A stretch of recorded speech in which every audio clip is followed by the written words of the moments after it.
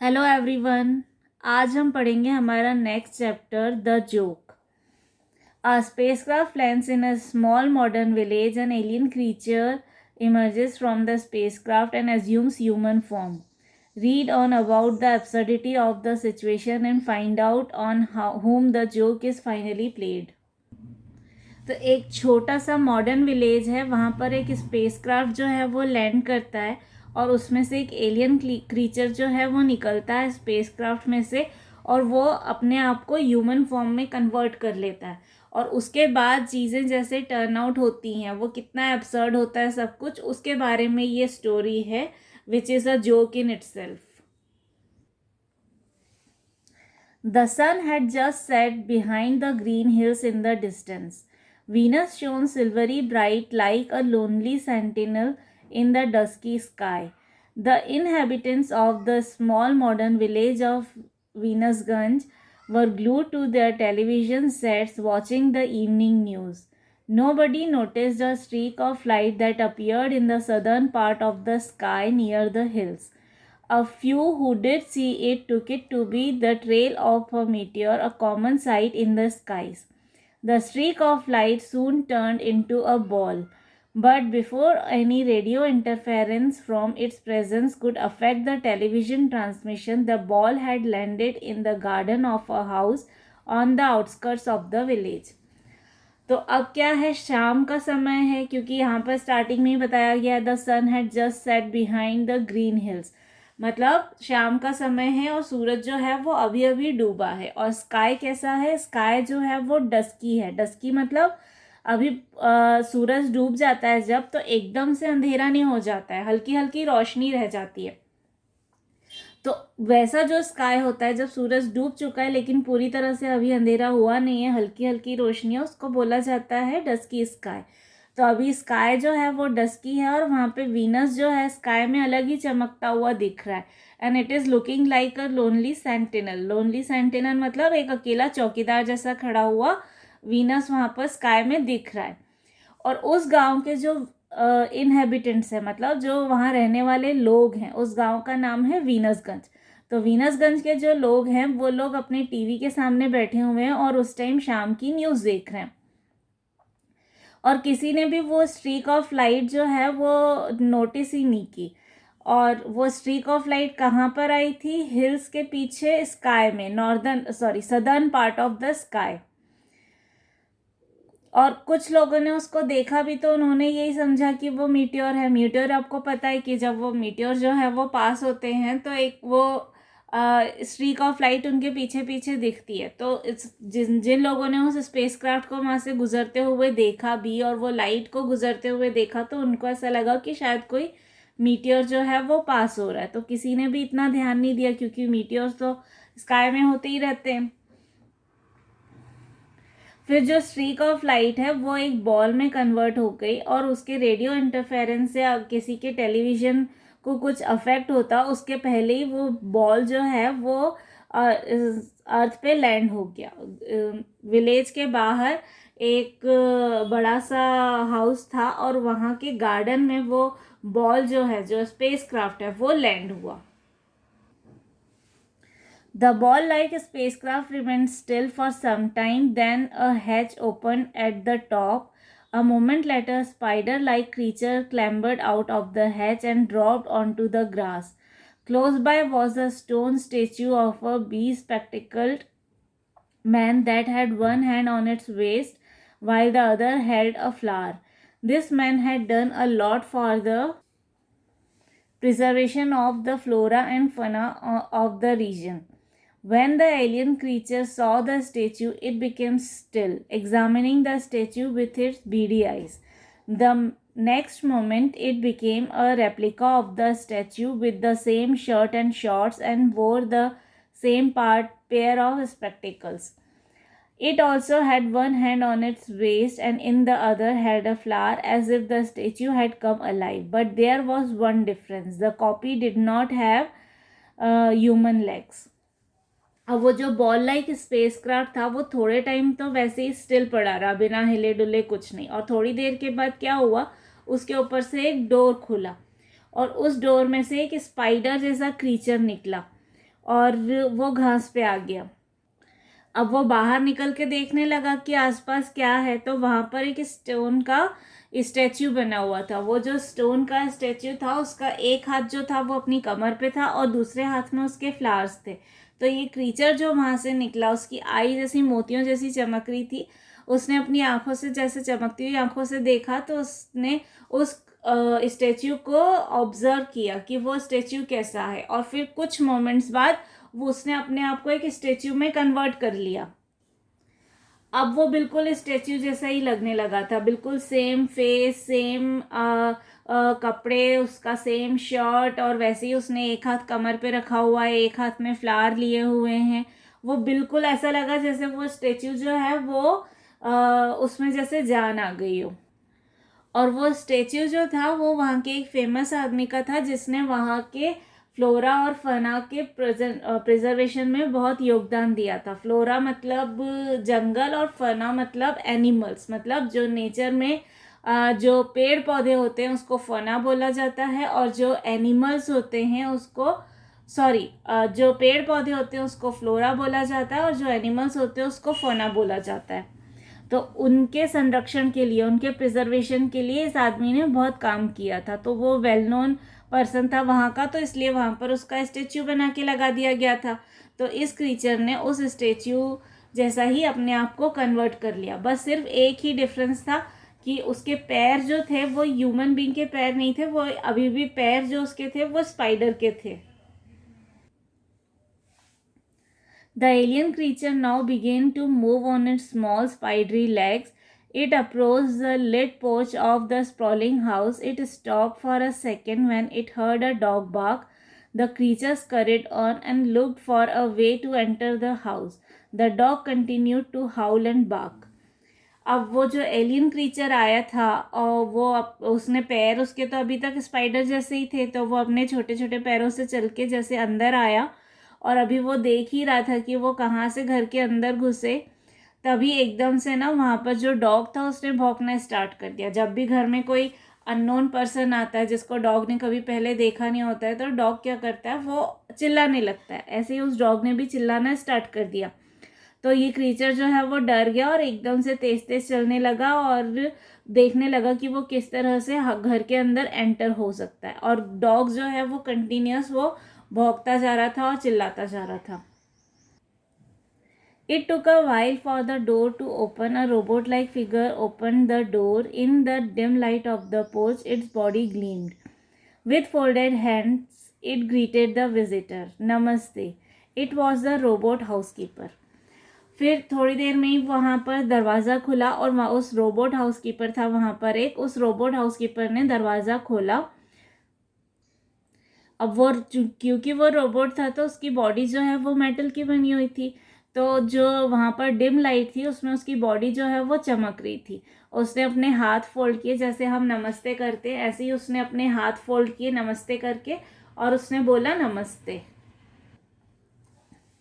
नमस्ते said the alien creature imitating the robot. तो जो एलियन क्रीचर था उसने भी रोबोट की नकल करके बोला नमस्ते।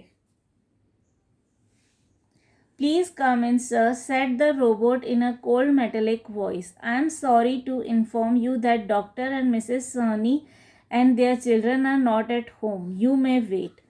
तो फिर उस रोबोट ने बोला कि आप प्लीज़ अंदर आइए, और उसकी वॉइस जो थी वो कोल्ड और मेटेलिक थी। जैसे रोबोट की आवाज़ कैसी होती है ना, वो मेटेलिक वॉइस होती है, वैसे अपनी मेटेलिक आवाज़ में उसने बोला कि आप प्लीज़ अंदर आइए। और मुझे आपको ये बताते हुए बड़ा दुख हो रहा है कि डॉक्टर और मिसेस सहानी जो हैं वो अभी घर पे नहीं है। मतलब ये घर किसका है, डॉक्टर सोहनी और मिसेस सहानी का।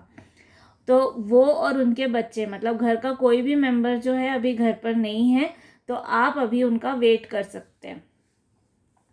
The alien creature hesitated for a second as the dog in the post began to howl and bark again. तो जो एलियन क्रीचर था उसको अभी भी थोड़ा सा हेजिटेशन हो रहा था, क्योंकि बाहर डॉग जो है वो अभी भी भौंक रहा था, वो हाउल कर रहा था अभी तक। Please sit down, sir, said the robot, pointing to a sofa in the living room. Would you like to have a drink? तो फिर रोबोट ने वापस से उसको बोला कि सर आइए प्लीज़ बैठिए, और फिर ऐसे सोफ़ा की तरफ पॉइंट आउट किया, जैसे अपने यहाँ कोई गेस्ट आता है तो अपन बोलते हैं ना आइए प्लीज़ बैठिए, ऐसे ही उस रोबोट ने भी बोला। और फिर उससे पूछा कि आप कुछ पिएंगे? The alien creature hesitated. I am eager to know how living beings, I mean people like you, live here, it said carefully. तो फिर उसने, एलियन क्रीचर जो है वो थोड़ा सा, अभी भी उसको हेजिटेशन हो रहा था, थोड़ी हिचकिचाहट हो रही थी, तो उसने बोला कि मैं ये जानना चाहता हूँ कि यहाँ पर लिविंग बींग्स जो हैं वो कैसे रहते हैं। मेरा मतलब है कि आप लोग यहाँ पर कैसे रहते हैं, ऐसे उसने बहुत केयरफुली बोला, थोड़ा अटकते हुए। Like everybody else sir, replied the robot. तो रोबोट ने कहा जैसे सब लोग रहते हैं वैसे हम भी रहते हैं।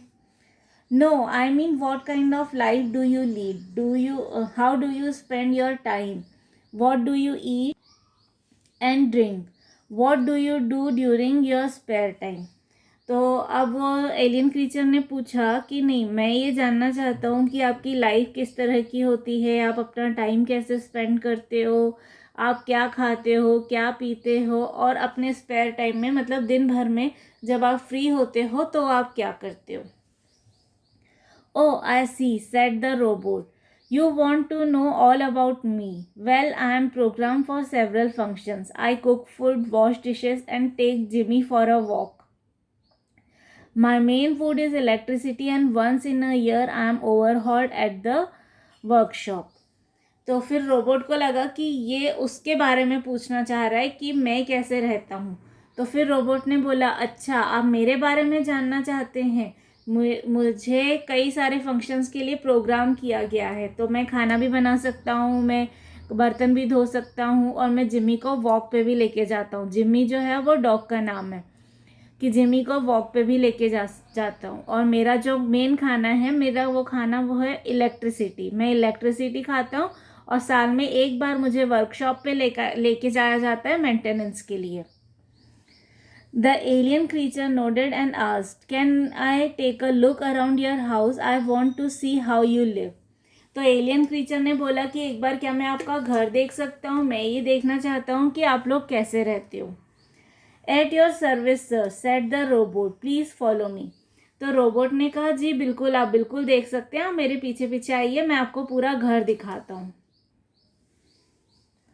The robot took the creature round the house, the creature noted every detail with care, all this while Jimmy continued to howl and bark.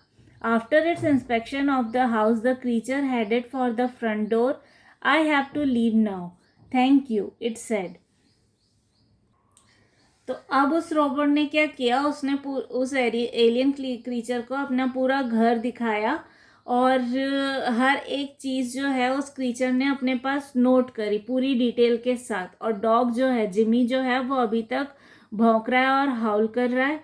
और ये पूरा अपना जब इंस्पेक्शन उसका क्रीचर का ख़त्म हो गया, उसने बोला कि ठीक है अब मैं चलता हूँ। Won't you wait for the doctor and his family, asked the robot. I think they should be arriving any moment now. तो रोबोट ने पूछा अरे आप डॉक्टर और उसकी फैमिली से नहीं मिलेंगे, मुझे तो लगा आप उससे ही मिलने आए थे और वो अभी आते ही होंगे। No, I think I have seen enough to report, I have to go. तो उसने क्रीचर ने बोला कि नहीं, मेरी रिपोर्ट के लिए मेरे को जितना चाहिए था उतना सब मैंने नोट कर लिया है, आई थिंक अब मेरे को जाना चाहिए। The creature returned to its original spider-like form. It clambered into its spacecraft and closed the hatch. In a short while, the sphere glowed orange and took off. For a few seconds, it hovered over the ground and then shot up like a cannonball. Instead of falling down like a meteor, the orange ball streaked up into the sky to vanish forever. अब वो जो alien creature था वो वहाँ से निकल गया और वो वापस अपना स्पाइडर फॉर्म में आ गया। उसके बाद वो अपने स्पेसक्राफ्ट के ऊपर चढ़ा, उसने वहाँ पर अंदर जाके दरवाज़ा बंद किया और फटाफट से उसने वापस वहाँ से निकलने की तैयारी की। उसने अपना स्पेसक्राफ्ट ऑन किया। स्पेसक्राफ्ट ऑन होते ही जैसे वो आया था तो आते हुए ऐसा लगा था कि मीटियोर आ रहा है, वैसे ही अब इस तरह ऐसा लगा जैसे कि तोप में से गोला छूट के एकदम से निकल गया। पहले थोड़े टाइम वो ग्राउंड पे ऐसे घूमता रहा गोल गोल गोल गोल, और फिर एकदम से शूट आउट हो गया। और स्काई में जाके वो गायब हो गया। When the Sonys returned, the robot told the doctor about the strange visitor who had left neither its name nor a message. So Dr. Sony pressed a button on the robot's chest. Immediately a screen lit up and on it flashed the image of the visitor from the robot's computer memory. Dr. Sony was dumbstruck. It was the face of his father. तो जब वो Soni family जो है वो वापस आई तो robot ने उनको बताया, डॉक्टर साहब को बताया कि कोई विजिटर आया था जिसने ना तो अपना नाम बताया ना ही आपके लिए कोई मैसेज छोड़ा। तो डॉक्टर साहब सोचने लगे कि ये कौन है। तो रोबोट के चेस्ट पर एक बटन था, उन्होंने उस बटन को प्रेस किया तो स्क्रीन पर जो विजिटर था उसकी इमेज दिखने लगी और वो इमेज देख के डॉक्टर साहनी जो थे वो एकदम ही चौंक गए, क्योंकि वो तो उनके पापा का ही फेस था। How could his father, who had been dead for more than 5 years, have come back? He laughed at himself. He had never believed in ghosts. The robot was probably playing a trick. He must check its programming, he thought.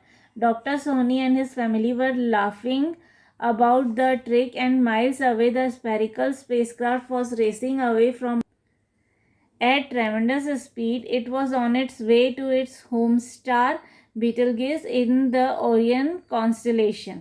Its sole occupant, the spider-like creature, was perched on a web-like stool with half its legs placed on the control knobs of the spacecraft. It was dictating a report to its home station on a planet near Betelgeuse.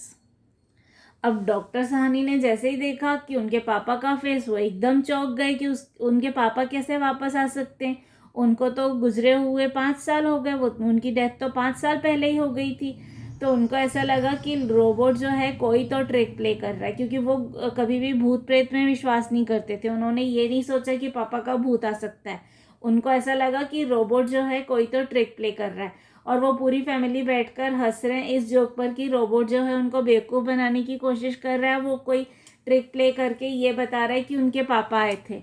और दूसरी तरफ जो space craft में जो alien creature था, जो spider जैसा creature था, वो अर्थ से दूर जा रहा है, अपने प्लेनेट की तरफ जा रहा है। उसका प्लेनेट जो है, उसका जो घर है वो है बीटलगेस में, जो है ओरियन कॉन्स्टेलेशन। आपने साइंस में पढ़ा होगा डिफरेंट कॉन्स्टेलेशंस होते हैं, उसमें एक होता है ओरायन। तो ओरायन कॉन्स्टेलेशन जो है वहाँ पर उसका घर है। तो वो जब अपने घर में जा रहा है तो उस टाइम पर वो स्पेस क्राफ्ट में बैठा हुआ है, वहाँ पर वो अकेला है। और स्पाइडर जैसा क्रीचर है, उसके बहुत सारे लेग्स हैं, तो अपनी आधी लेग से तो उसने कंट्रोल पैनल जो है वहाँ के बटन्स को वो कंट्रोल कर रहा है, और स्टूल पे बैठ के वो अपने प्लेनेट पे बैठे हुए लोगों को रिपोर्ट कर रहा है कि उसने अर्थ पे क्या देखा।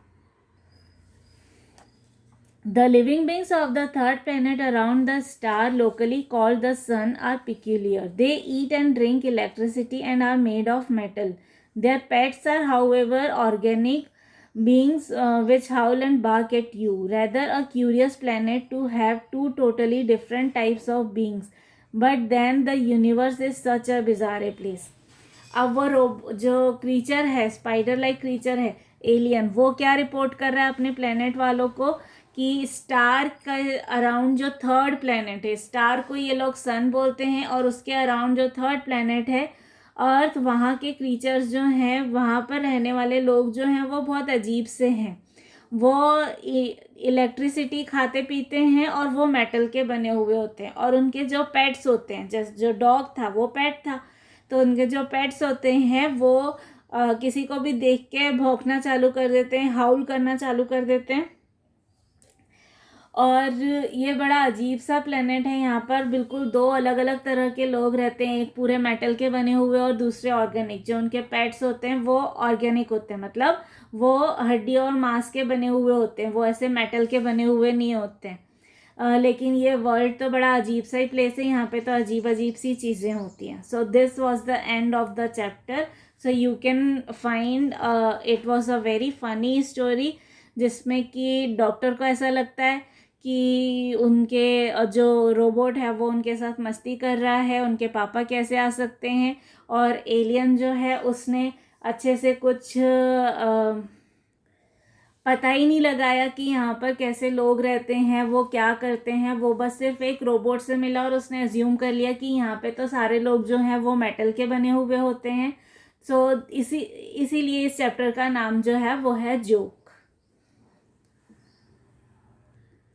सो this was the story today. I hope आपको आज का चैप्टर समझ में आया होगा। If you have any doubt और query you can let me know in the comment box below. And if you want to study the other chapters also, I will put the link in the description box. You can check the link there. Thank you everyone.